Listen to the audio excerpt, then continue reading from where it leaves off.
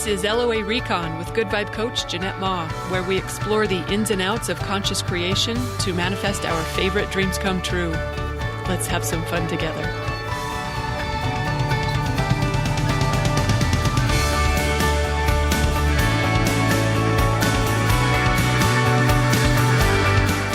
Welcome and thank you for joining me for another episode. I'm recording solo today because Harvey was taking his time with a morning potty break today. In fact, I checked right before I sat down to record. He's done, but he's laying out on the back deck like he doesn't need to come in. So I got no co-pilot today. Olive and Winston are here, but they're not allowed in the room because I don't trust them to be as quiet as Harvey is. So they're on the other side of the door. But this is going to be a different episode for another reason because, wow, life has been feeling really surreal lately for a variety of reasons, and I think it's good for my manifesting game. And I think it might be good for yours too. So I wanted to share it just in case you can get something from this as well. All right, so yeah, the three things that are contributing to this are just blowing my mind. One is, well, hello, artificial intelligence. The other is the show Jury Duty. And also, wow, I listened to a couple of interviews on near-death experiences. Okay, so let's start with the technology piece of this first. You know this. Advances in AI, they're requiring us to be more discerning than ever about what we believe to be true. You know this. I mean, we've been getting warnings that videos can be faked. We know that those school papers, maybe they were written by the student who turns it in, and maybe they weren't. We know that person we're chatting with may or may not be a person because chatbots are getting that good at imitating us. Super creepy. And we know that the Pope didn't really wear a puffy coat in March. At least we know that now. For a while, a lot of people believed it. Even smart news journalists believed it. It's because artificial intelligence is getting better and better, and it's easier for us to be fooled about what's real and what isn't. Hello, my headshots are another example. I think I might have mentioned them in the last episode. If you haven't been to my Facebook page, I posted a couple of them. They're hilarious and creepy. It seriously looks like some alien is pretending to be me and doing a decent job of it. It's just super, super, super creepy, but also kind of fabulous. I mean, one of the things I might like about it, maybe, do I really have to sit for an updated headshot? Or did the computer do a good enough job? Anyway, what else I like about this is because being so certain about what's real and what's not isn't necessarily a helpful thing in our conscious creation work. When we treat it like there's just one reality that all of us experience together, and there's only one correct interpretation of it, that's not actually helpful for our manifesting game.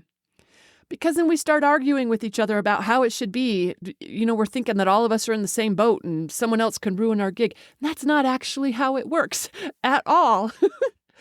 Because first of all, there isn't just one reality. And second, we're not all stuck in the same one together.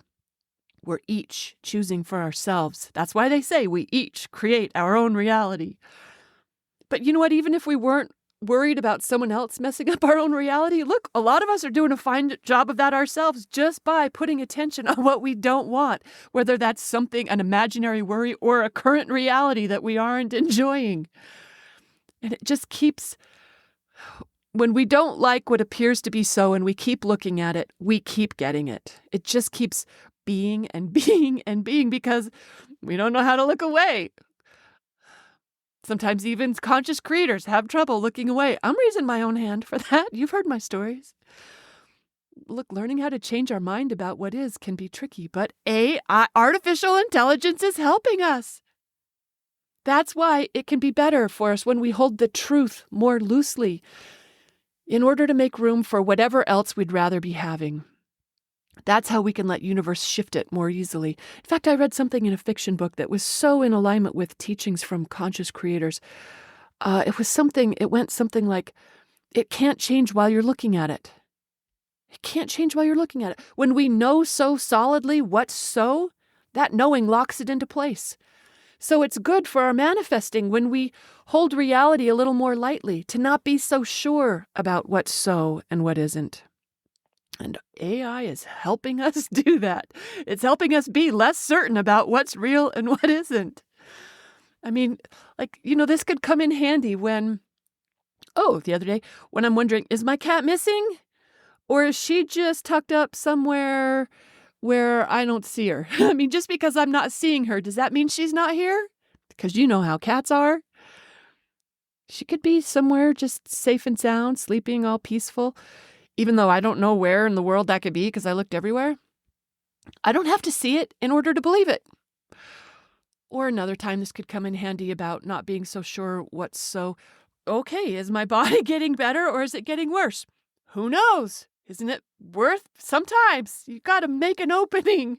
Like when it seems like those symptoms are a sign of a problem, you know what? Don't be so sure.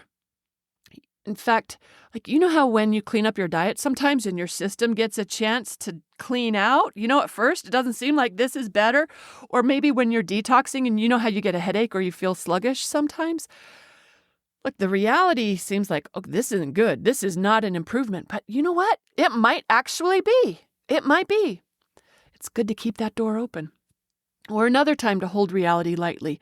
When I talked to someone the other day, when you got something for sale and it doesn't seem like it's selling, don't hold that too tightly. Don't be so sure. This has actually happened to me before where it seemed like something wasn't happening, but it actually was. And I just didn't find out until later. That happened with rent money. It's happened with book sales.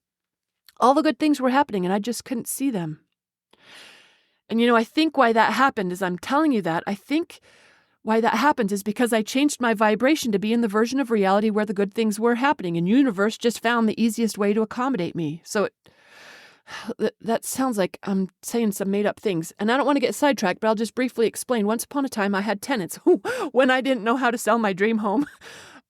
So I had renters who were depositing rent into my account that I could not see because I had an unhelpful story going about how being a landlord is tricky, and I was expecting problems because everyone told me it's problematic, you don't want to do this, but I also didn't know how to sell my house. I loved that house, and I thought I might want it again one day. Anyway, so I was seeing problems until these perfectly lovely tenants convinced my property manager, who convinced me that they were indeed paying the full rent in time.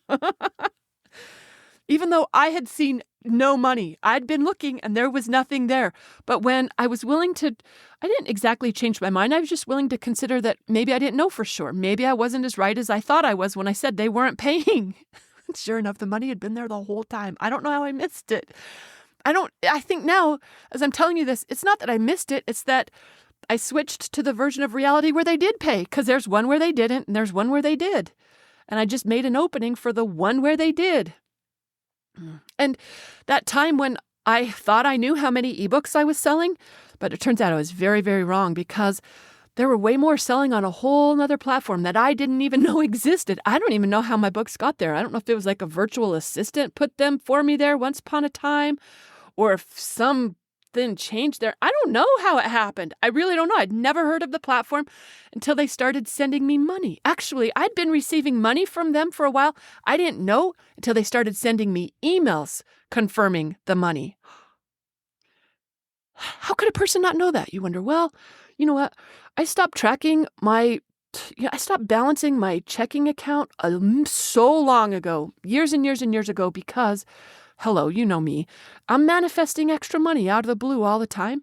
And that was happening in my account where I literally could not explain, like even calling the credit union. Oh my gosh, this is the longest sidetrack ever. Please help me remember where I was. I called the credit union and I said I got a problem. This guy called it a problem instead of a successful manifestation. No, I seriously thought they were making mistakes putting money in my account that didn't belong there. And I thought, just to help them straighten it out now, Jeanette, because you don't want this to go too far and then they realize their mistake and then it's harder to sort out. So just tell them up front. And they were like, yeah, they thought I was crazy. And then I realized, oh, this is your manifesting, Jeanette. So anyway, I hadn't noticed the money going into the account. I just noticed when they sent emails saying, so, all right, why was I talking about that? Switching realities. Anyway, okay, my point was that reality can be shifty like this. Like things that you were certain were one way can turn out to be totally different when we're willing to hold reality loosely. When we know for sure, it locks things down. So in that sense, it can be really helpful to not know for sure what's what. And artificial intelligence is helping me with that. Isn't it the best? It's teaching me, don't be so sure, girl. I love it. Okay, and yes, there are times when having a certainty is really helpful and very powerful. Like, we'll leverage that all day long because there are some things worth knowing for sure, like that all is always well. That's a good thing to know for sure, or that it keeps getting better, or that I get better at this every day. I'm willing to practice knowing that solidly through and through. That one I'll know for sure.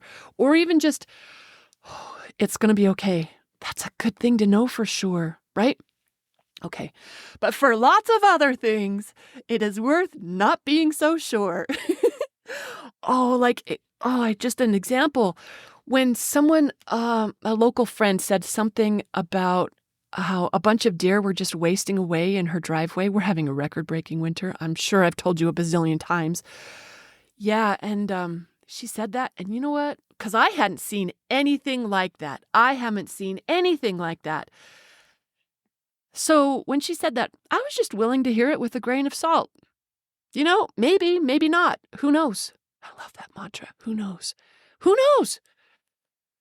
I was just saying to myself, you know what?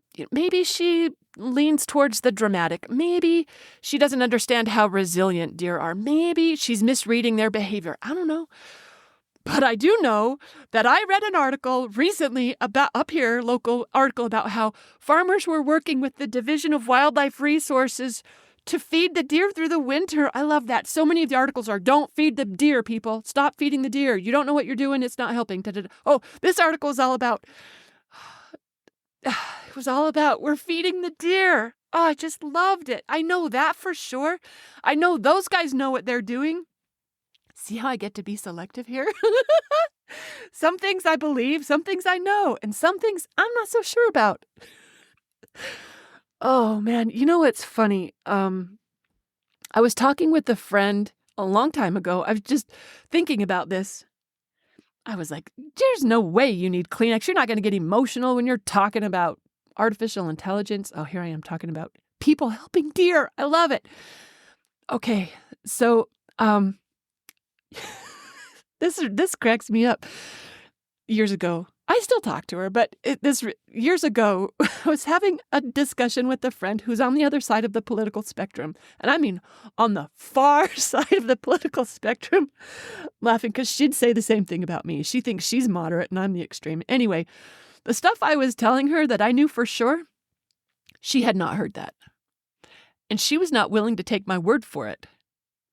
She was skeptical of me.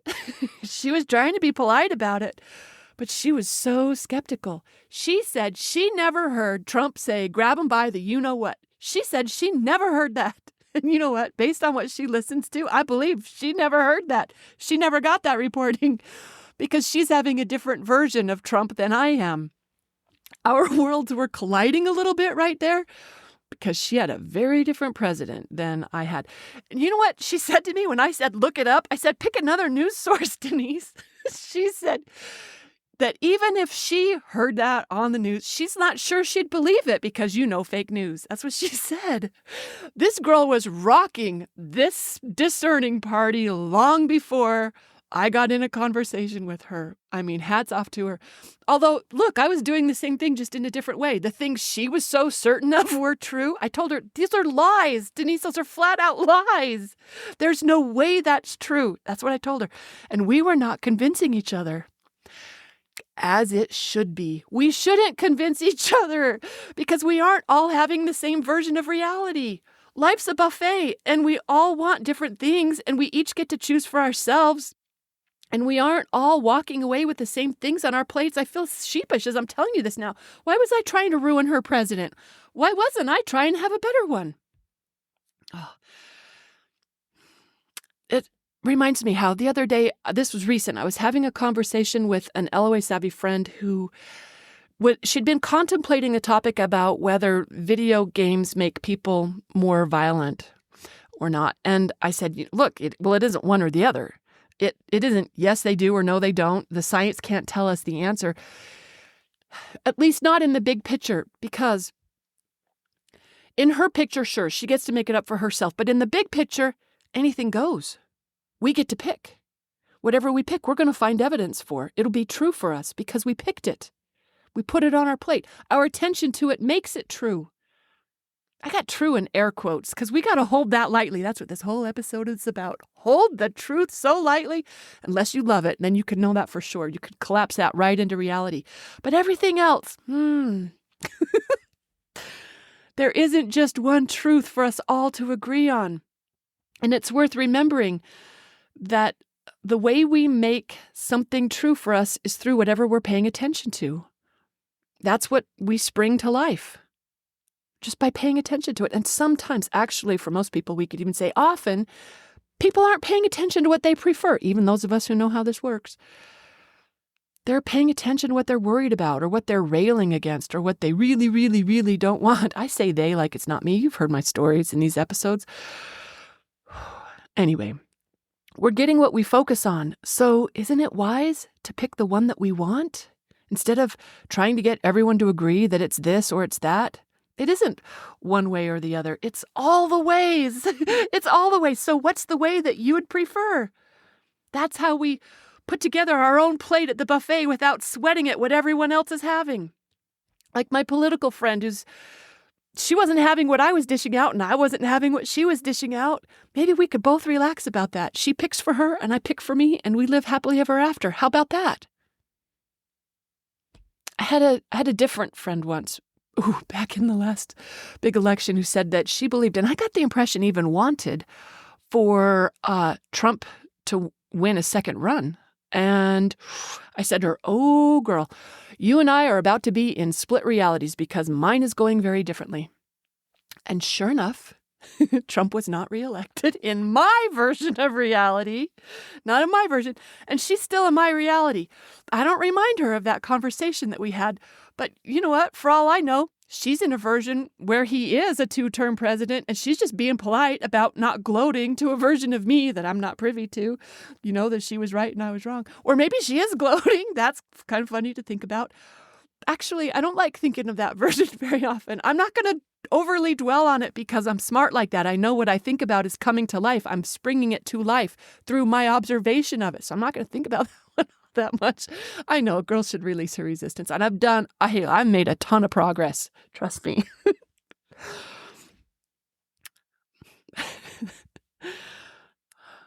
I'm saying if we start to hold things loosely, things can change more easily. And that's actually really cool for us as conscious creators when we know to be discerning about where we put our attention. So we're not having the same realities. And when we get that through our heads, it makes it a lot easier to relax about what others are putting on their plate. And yes, I know their argument. They say, girl, that's just irresponsible. You can't be ignoring this stuff when other people need our help. Just because you can't get pregnant doesn't mean you can ignore the fight for abortion access. Just because you can vote doesn't mean you can ignore the rights of others to vote. And I'm not saying, look, I got mine, the rest of you are screwed. I'm not saying that. I just know that the best way to create what I want is not to go out and fight against what I don't want. That accomplishes the exact opposite effect because this is a vibrational game. Reality is unfolding according to what I pay attention to. I'm getting shouty at you. So if I'm out there shouting, not this, stop this, that's like loading my plate up with all the this. Like with all the stuff that I would never pick, all the cottage cheese and rice pudding and escargot and caviar. Every other thing I never wanted, that's what I'm doing. That's like standing at the buffet, putting it all on my plate that I don't want when I'm fighting against what I don't want. I know better than that. Here's what I'm having. And I just turn my attention back to what I prefer. Here's how it is in my world. And no one needs to bother themselves with what I'm creating because we each pick for ourselves. She didn't need to worry about me. I know I'm not talking to you right now. I'm talking to my former business partner who got mad that I wouldn't be mad with her about how things were, that we needed to go and I needed to be part of it. And Look, I'm too smart to do that routine. A smart girl would also not have resistance of how she was such a loved one for me. It boggled my mind that we got on such opposite sides of how the world works. She really believed I needed to join her in the battle. Here's what I know works. I'm going to do this routine, just like Tony Robbins. Looking at the track instead of the wall. Remember the story? He's out there learning how to drive the race car, learning how to control a skid, actually. And his instructor says, whatever you do, when the car starts to skid, don't look at the wall. It's everyone's natural reaction. You can't do that because the car will go wherever you're looking. Tony laughs his instructor off and says, I teach this to people for a living. I got it. They get out there on the track. The instructor initiates the skid when Tony's not expecting it. And he said he's like a deer in the headlights staring straight at the wall. He said it's like I needed to see the death happen. He could not turn his attention away. His instructor had to physically reach over and turn his head to look at the track. This is what we're doing for ourselves when we know, turn our attention towards where we want to go. Stop looking at the wall. Nothing good's going to happen when we're looking at the wall. Okay, so back to artificial intelligence. Can I find my way back? What I like about it is that it's training us to hold reality more loosely, to be more discerning about what it is we choose to believe. And that's a good skill for conscious creators. So yay that. It helps us be more deliberate about which realities we activate into our awareness. Okay, that's one thing that was making life feel kind of surreal. There's another, though, that's been adding to it. Look, I don't know if this will do it for you or not, so I'll keep this part of it short, but jury duty. Have you seen it? If you have, I want to hear what you think. It's a series. I don't know what to call it. It's a series. It's made for TV. It pretends to be a documentary, but that's not what it really is.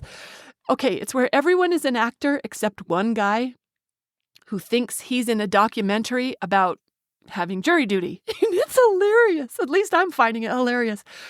I think it's on something called Freevee, which apparently, if you have Amazon Prime, maybe. I don't know how I'm watching it, but it wasn't that hard.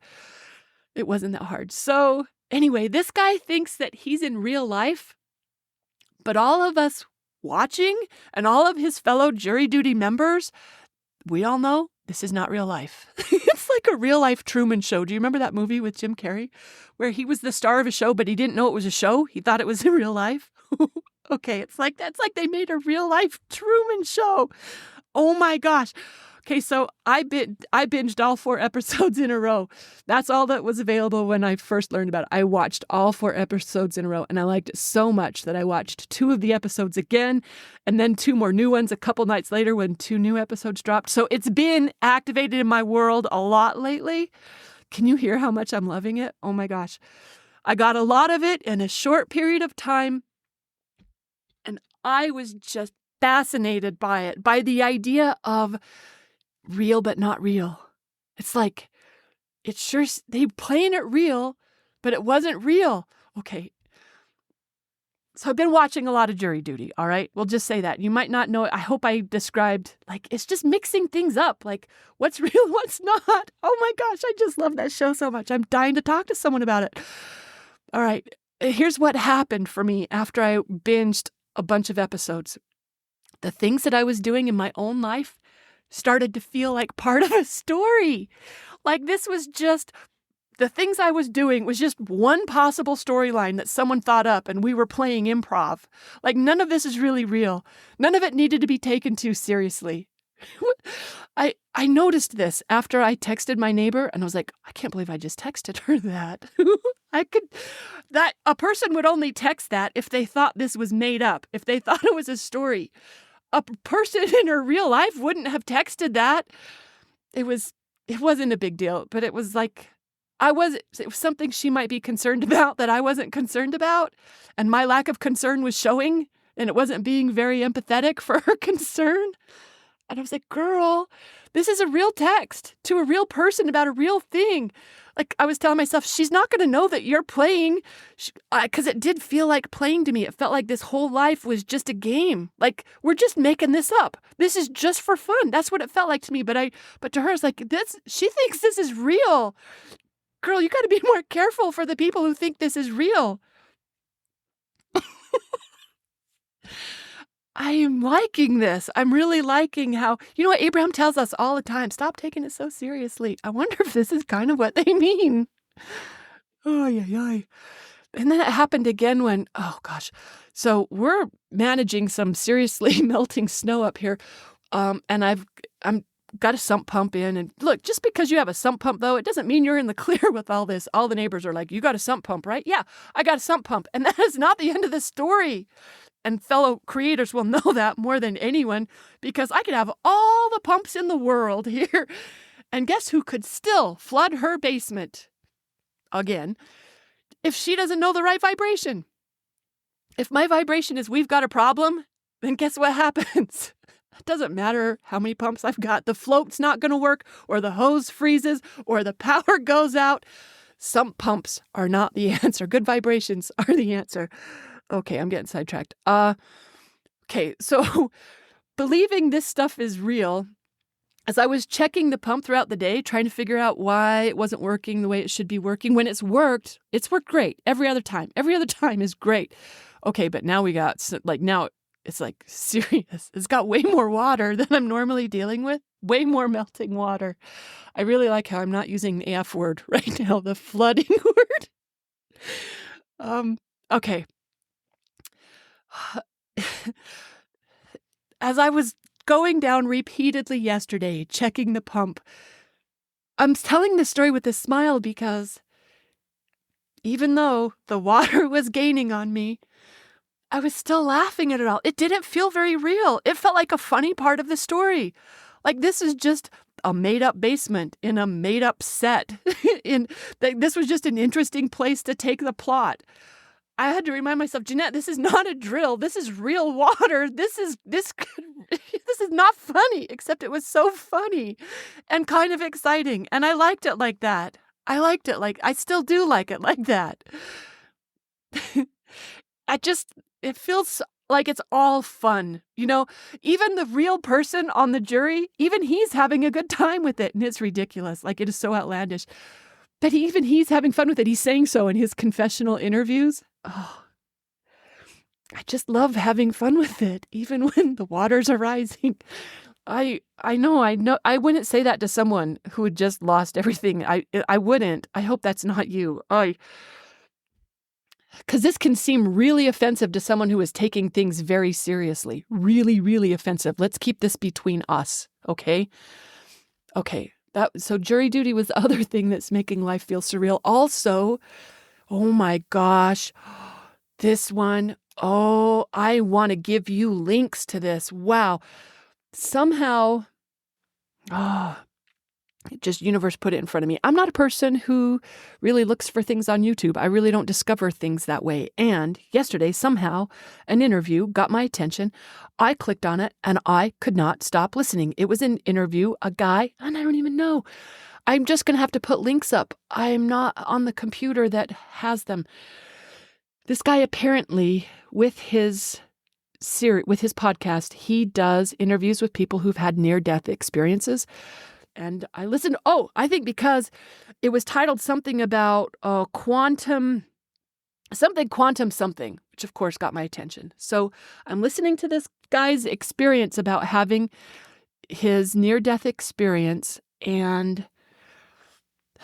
and then I listened to another one right after that. They just blew my mind. And I've heard these stories. I know them. I know their thing. It's not new to me, but these interviews were amazing. Their experiences were amazing.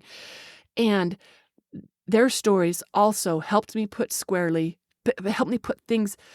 me back in the big picture of things, which is that who we are isn't what it seems like in these little lives that we're living. This isn't who we are. This isn't the high stakes we try to pretend it is. Who we are is something so much greater that when this one guy, he got a glimpse of the big picture. He got the big picture glimpse. When he tried to describe it, he couldn't do it without crying. Oh, he couldn't do it. It brought him to tears. He was trying to describe it and he couldn't even communicate the story, okay? I'm not communicating it either. You got to listen to it from him. Oh my gosh. Anyway, One of those interviews was also talking about the technology of manifesting. Actually, the other one mentioned, too, about how thoughts create reality. But the other guy, he got some big detail about code and such. It was pretty interesting. But I'm mentioning them because here's why I like all of this. It's good for my manifesting game to not take all this too seriously, to not believe too much what seems to be real. Don't believe it so much, not if it's not what you don't want. And it helps me to remember that I'm driving all this and that anything goes that I'm willing to imagine.